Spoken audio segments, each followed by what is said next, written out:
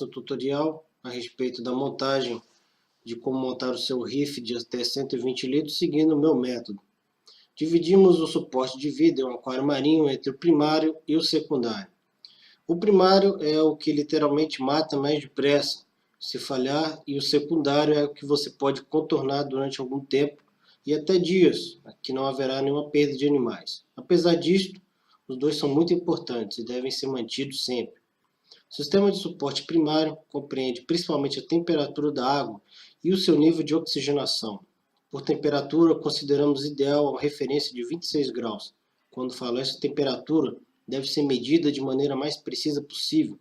Portanto, eu recomendo fortemente o uso de um controlador de temperatura, ao invés de se basear somente no termostato dos aquecedores.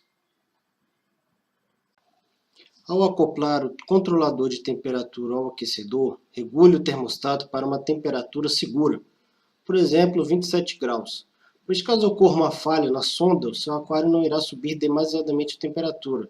Isso é fundamental, pois quanto maior a temperatura, também será menor a oxigenação da água. Ainda a respeito da temperatura, pela minha experiência, aquecer um aquário é fácil e barato. Agora, resfriá-lo é caro e difícil. Isto pois a água tende a armazenar muita energia térmica. Se você for no mar à noite, verá isto. A água estará relativamente mais quente que durante o dia. Este fenômeno também ocorre nos aquários.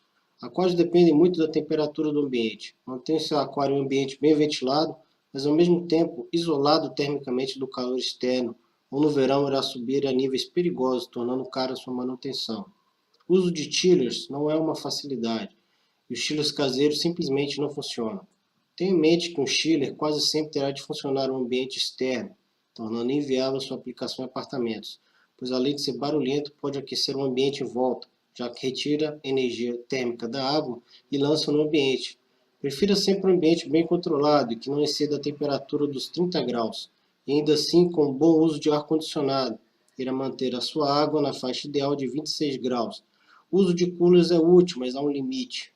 Se sua casa tiver uma temperatura excessivamente alta, além dos 30 graus, não haverá cooler capaz de resfriar o seu aquário, inviabilizando o projeto completamente. Dê prioridade sempre ao isolamento térmico da sua casa e faça medições da temperatura antes de iniciar um aquário.